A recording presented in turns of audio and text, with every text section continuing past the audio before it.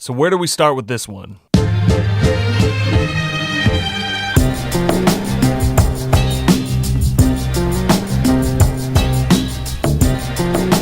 Elijah, aka Eli, is the kind of guy that you want to meet in a barbershop, maybe at a hair show or in any controlled environment, but definitely not someone that you want to meet on bad terms in the street.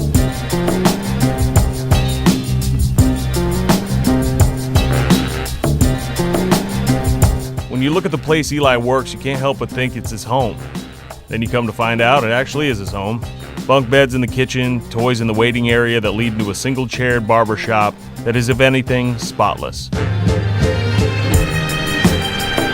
Notes of Andis Cool Care and Clubman's and other familiar barbershop smells abound as Eli makes that casual, friendly, and highly honest conversation he's known for.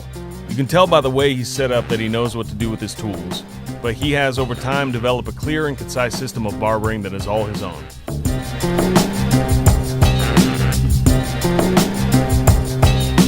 When you get over the fact that this isn't some hopped up, nouveau, rustic, bearded, plaid-laden computer at the front desk for appointments type of barbershop, you realize that this is a place where a man makes a living and does right by his family and friends.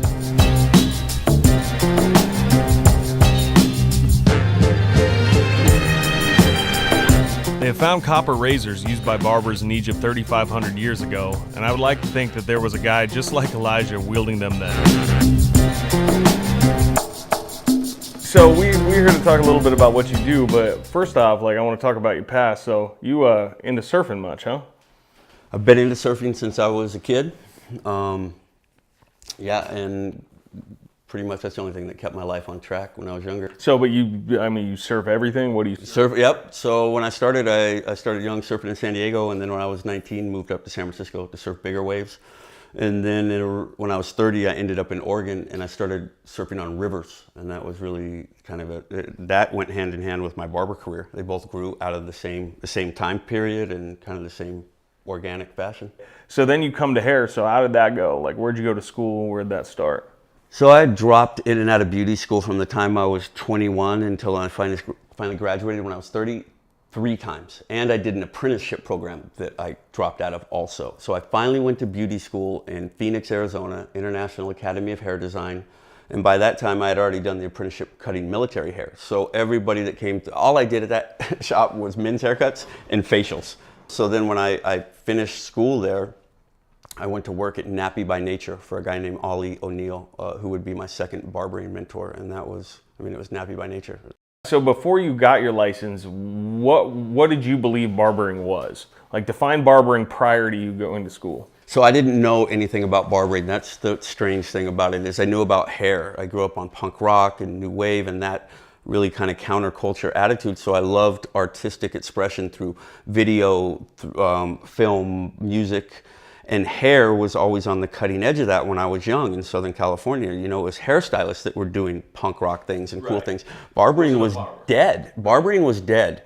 And then I got my intro into it at the military barbershop, and that was great because my mentor, his grandfather was a barber. His dad was, his brothers, his sisters, they're all my friends. But military barbering in 1998 was not cool. I mean, barbering wasn't cool in 1998, but military barbering was the furthest thing from cool in San Diego. Now it's really cool there. And so I just started doing Marine Corps haircuts, and it's this really finite blending where you're doing bald fades, and your objective is to create 0 to no more than 3 inches with no visible weight lines and no trends or fads. So it's all skin fades, and I started doing it, and I took a liking to it.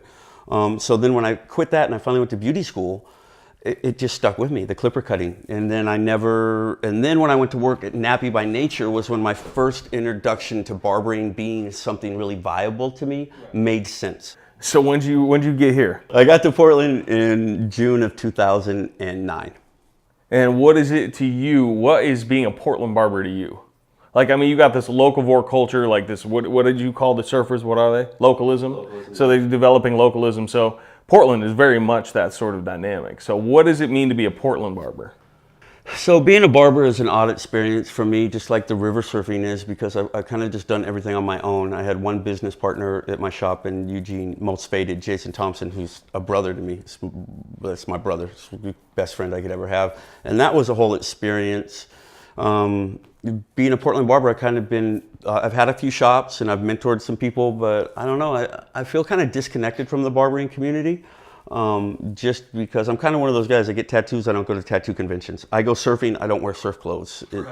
It's just yeah. It's just what it is. So Portland's cool though. We have we have the beard and kind of the hipster traditional barbering thing going on here, and that's nice, man. Any type of barbering I love to see. I have some pretty heavy opinions about things, but I just love to see barbering growing and expanding, and Portland is a kind of a mecca for it. The beards, the mustaches, the traditional old school skin fades. So barbering has a definition to you. Define barbering.